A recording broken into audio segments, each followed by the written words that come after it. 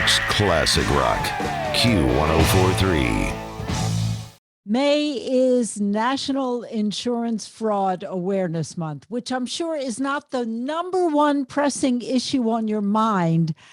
But if you are the victim of such, particularly online today, it could really ruin things in your life. And with me this morning is Frank Sztuk. He is the Senior Vice President of Investigative Services at Delta Group and Chair of the Public Outreach Committee for the New York Alliance Against Insurance Fraud. So this year, I hear that you are concentrating on cyber insurance fraud. So explain to listeners just what danger is there and how can they tell if this manipulation is hitting them? Great. Thank you, Shelley, for having me on. First of all, people have to understand that everybody who has any kind of a social footprint has the ability of getting scammed from a cyber perspective. Okay, so I want you to think about this. Everybody goes online, you get an email from a friend. Hey, I saw this online, thought of you. And what it's your friend, you click on it. Next thing you know, you've just opened your whole account to the deep web, the dark web. All right. So what happens is, all right, people are now allowing the bad guys into their own information. So it's as simple as that. You know, clicking on something that you're not aware of now opens up your, the ability of a bad person to get all of your information, get into all your bank accounts, get into your insurance accounts, get into something as simple as filing false income tax statements in your name, all based on one little click of a button. Well, but we're talking specifically about insurance fraud here. Correct. And like I said, you know, I think people are wary when they get what could be a scam notice from a bank or a credit card. Right. I don't think insurance is top of mind when it comes to scamming. So what sort of scamming are they doing when it comes to our insurance? So somebody gets hold of your identity. Right. The next thing you know, they get into your insurance, like your medical insurance, and starts putting in claims against your policy or your connectivity to that medical insurance company, right? Because most people don't know that you have a lifetime cap on your medical insurance. So now you've got, again, that simple click I talked about before now opens you up to somebody putting in claims in your name, which can affect you, from the perspective of using your lifetime benefit. B, if they're not paying co-pays or not paying ancillary charges, can open you up to credit issues. All right. From a first party standpoint, you have people getting access to your insurance policy and putting in fake injury claims, putting in fake damage claims, all again from a simple, innocent click of a system, which is how cyber fraud occurs. How can you tell if this is happening to you? Very simple. First off, people have to be aware that if you see something online that you're not familiar with, don't click the button.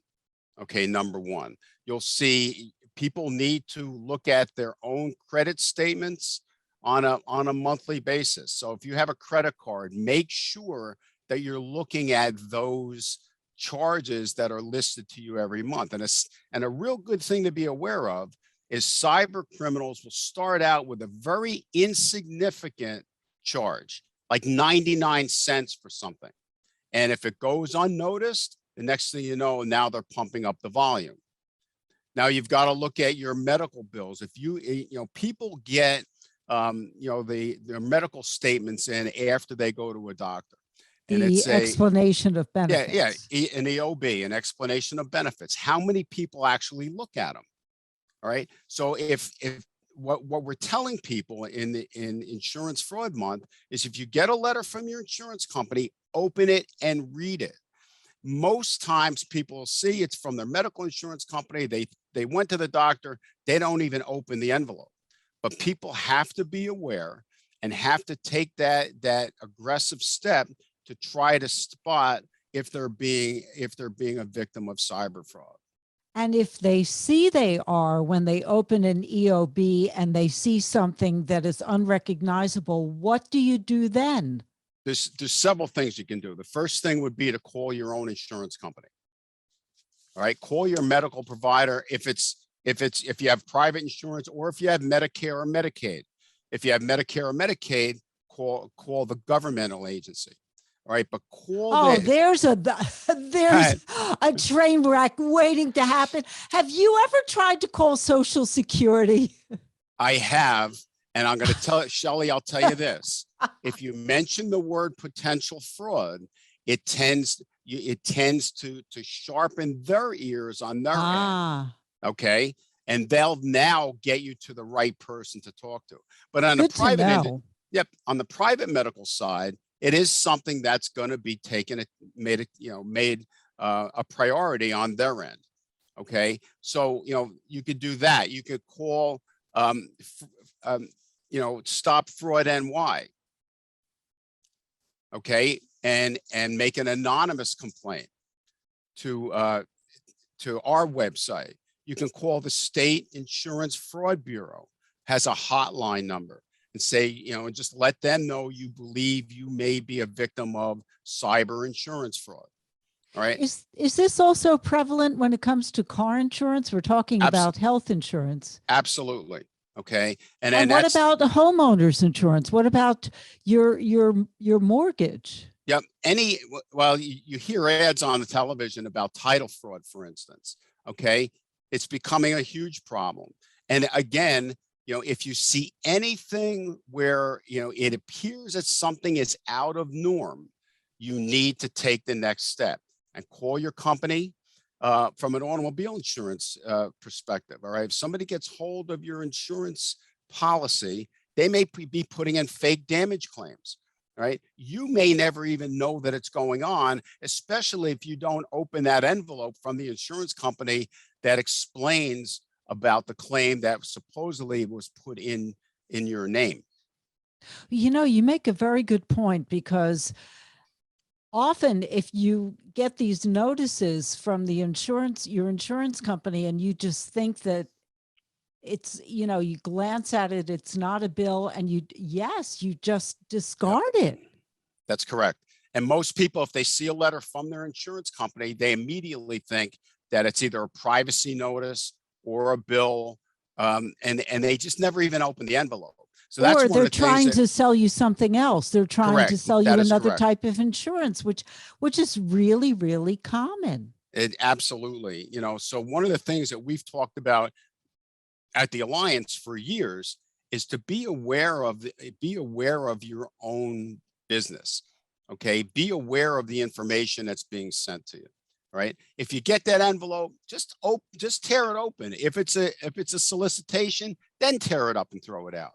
But if it's, if it is an EOB, an explanation of benefits, or if it may be a letter from the fraud unit from the insurance company saying, we think you may be a victim. All right. So, but wait a minute, that's one of the scams, that you'll get an email that says, we think you've been a victim of fraud. That's actually one of the scams. And that is one of the scams. You freak out and you click. Yep. And you click the button. So there's a couple little things that people can do. First of all, if you're going to click on something, verify that it's legitimate. So if you're on a computer, you just hover your cursor over that email address to see where it comes back to. Okay. Look for misspellings in the email address. You may get something from Amazon.com. All right. Or from allstate.com, and it'll be spelled ALLSTAAATE. Look for these common errors. And that's one of the telltale signs that you could possibly be opening yourself up to cyber fraud. I am speaking, let's just recap here. I'm speaking with Frank Sztuk. He is the Senior Vice President of Investigative Services at Delta Group and the Chair of the Public outreach committee for the New York Alliance Against Insurance Fraud. And we're talking about insurance fraud because May is Insurance Fraud Awareness Month. And specifically for this year, we are dealing with cyber insurance fraud. Frank, it's not just the messages you get in your email inbox. It's the text scams. It's the phishing, it's the smishing, it's all different attempts, and it'll come on a computer, it'll come on your phone, it'll come on your iPad, and you just have to be aware that if it looks too good to be true, it probably is. But it also comes in the mail, and we were talked about that before. So if you're going to discard something with personal information, shred it. Very important, because the cyber criminals are not just on the internet. They're also doing dumpster diving, for instance, to gain information. And that's one of the big scams that we've seen throughout New York, where we've had some major businesses that would throw out a lot of paper, but yet they didn't shred anything. All right. So be aware of that. Don't include any personal identifiers in anything that you're sending back to somebody. People have, if you look on, people send a check in for an insurance bill, and they have their address, their phone number. One of the takeaways from this discussion should be, people should look at their check stock. If they still write checks, take all that personal information off of the check. Just have your name. It's very important. What comes to mind is sometimes when you write a check, it's required that you put in your driver's license number. In some cases, and what I've started doing, Shelley, and I started it 5 years ago, I would put the last 5 numbers and just put X's for the first 10. Can you do that though? I mean, when they ask for your driver's license number. I absolutely have done that for 5 years, and I've never been questioned on it. Interesting. What other things do you do that we can take tips from? Well, I won't answer the phone if it's somebody that I don't recognize. Mm-hmm. Number one. I won't answer an email that it's somebody that I don't recognize. If I get an email from somebody within my organization, before answering it, if it's looking for information, before answering it, I call that person. Say, did you send me this email looking for this, this data? All right. And even within your company, if you recognize the name, it still could be a scam. And one of the big scams out there now is, you might get an email from the CEO of your organization. Say, hey, Shelley, I need you to go get me a couple gift cards for a new client. Get 2 $1,000 Amex gift cards, and just send the numbers to me when you get them. When in reality, you're talking to somebody on the dark web, and it's not even your CEO. And this is a scam that's been out there for years. And again, it all goes back to being aware of what you're clicking on. If you don't recognize the party, don't open the email. If you think it's a scam, call that person and say, did you send this to me? Don't give up any personal information, including your full driver's license number or your full social security number. And remember that these organizations, the Social Security Agency, will not call you. The IRS will not call you, especially to say, you owe us $8,000 and I want you to go to Walmart and get gift cards and send them to me to take care of this because the police are about to arrest you. Again, if it sounds crazy, it probably is. That's the biggest recommendations and the biggest takeaways I can give to your listeners is just be conscious of your surroundings, both in person and on air or on the phone or on the computer, because there are people preying on us every day, and that's what they do for a living, and they're pretty good at it. And getting better all the time. We're out of time. I'm sorry, Okay. Frank. But if you want to learn more, New York Alliance Against Insurance Fraud. And thank you so much, Frank. A lot of good tips out there. Not that we're trying to make you paranoid, we're just trying to Nope. protect We're you. trying to protect you. That's right. And in case you missed any part of this conversation, my interviews live on. The podcast is Sunstein Sessions. You download the iHeartRadio app. It's free.